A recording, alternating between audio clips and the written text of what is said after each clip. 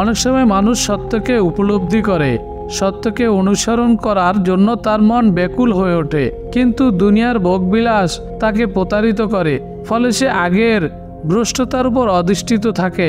হ্যাঁ, এমন লোকেরা প্রতারিত হয় চাকুরি, সম্পদ, পদমর্যাদা অথবা বন্ধুত্বের কারণে, এবং এগুলোর কারণেই তারা দিনের উপর অবিচলতাকে বর্জন করে, প্রাধান্য দেয় দুনিয়ার জীবন, অথচ পরকালে জীবন উত্তম ও চিরস্থায়ী।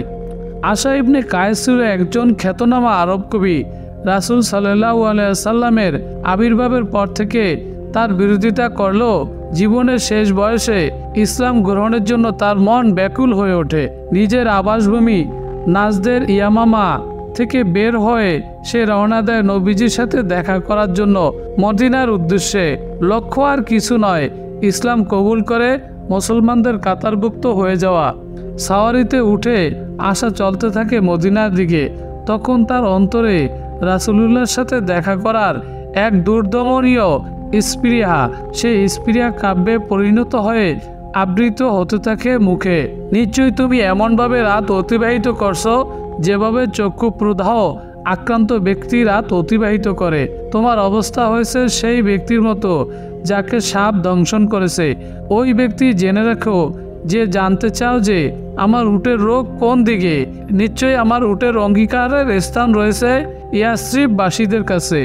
তিনি এমন নবী যিনি দেখতে পান এমন জিনিস সেগুলো তোমরা দেখতে পাও না। আমার জীবনের কসম, তার আলোচনা বিভিন্ন দেশে ছড়িয়ে পড়েছে এবং জামাত রয়েছে সর্বত্র। নিশ্চয়ই তুমি আল্লাহর নবী মুহাম্মদ সাল্লাল্লাহু আলাইহি সাল্লামের উপদেশ গ্রহণ করনি, অথচ লোকজন তার ব্যাপারে সাক্ষ্য দিয়েছে।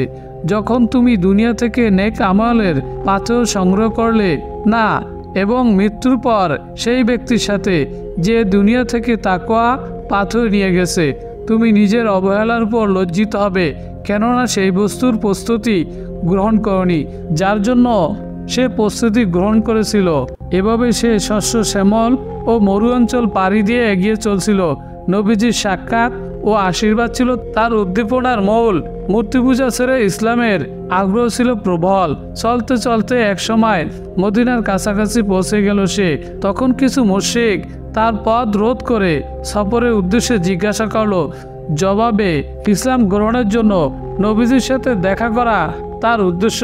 জবাব শুনে মুশরিকরা ভয় পেয়ে গেল, কেননা প্রখ্যাত কবি ইসলাম গ্রহণ করলে নবীজির শক্তি বৃদ্ধি পাবে। এক প্রখ্যাত কবি হাসান ইবনে সাবিত ইসলাম গ্রহণ করে যা করেছেন তাতে মুশরিকদের নাকানি সুবানি শেষ নেই। এখন যদি আবার এ মহান কবি আশা ইবনে কায়েস ইসলাম কবুল করে তাহলে কোন দশা হবে। মুশরিকরা তাকে ফেরানোর জন্য ফোন দিয়ে আসলো। তারা বলল, আশা, তোমার ধর্ম এবং তোমার পিতৃপুরুষের ধর্মই তোমার জন্য উত্তম। আশা বলল, না, তার মুহাম্মদের ধর্মই উত্তম এবং সুদৃঢ়। ঠিকটা এবার নিজেদের দিক চাওয়াচাওয়ি শুরু করলো। আশা ইবনে কায়েসকে কিভাবে ইসলাম থেকে ফেরানো যায় তা নিয়ে পরামর্শ করলো তারা বলল, আশা, ইসলাম তো জেনা হারাম বলে। আশা ইবনে কায়েস বলে, আমি বুড়ো মানুষ, নারীদের প্রতি এখন আর কোনো আকর্ষণ নেই। মুশরিকরা বলল, ইসলাম তো মাদককে হারাম সাব্যস্ত করেছে।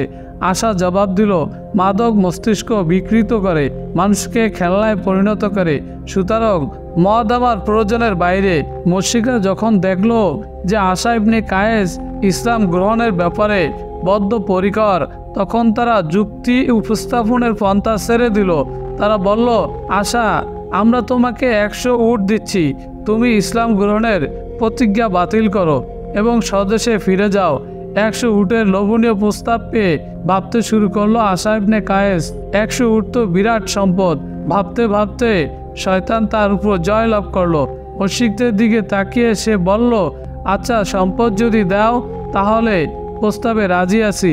মুশরিকরা 100 উট জমা করে পেশ করলো আশার সামনে। সে এগুলো গ্রহণ করে প্রস্থান করলো। উপরে বহাল থেকেই নিজের কওমের কাছে ফিরে যেতে শুরু করলো। আশা চলছে, সামনে তার উটের বহর, তার আনন্দ আর ধরে না। মনে হয় যেন কবিতা, সম্মান ও সম্পদ সব একসাথে পেয়ে গেল সে। আল্লাহ তাআলার কাছে যে পর্যবেক্ষণ ব্যবস্থা আছে সে কথা সে ভুলে গেল। সব উপলব্ধি করার পর কিভাবে সে দুনিয়ার মোহে পড়ে আল্লাহর নাফরমানিতে লিপ্ত হয়ে গেল, অথচ আল্লাহ তাআলার কাছে রয়েছে পর্যবেক্ষণের ব্যবস্থা।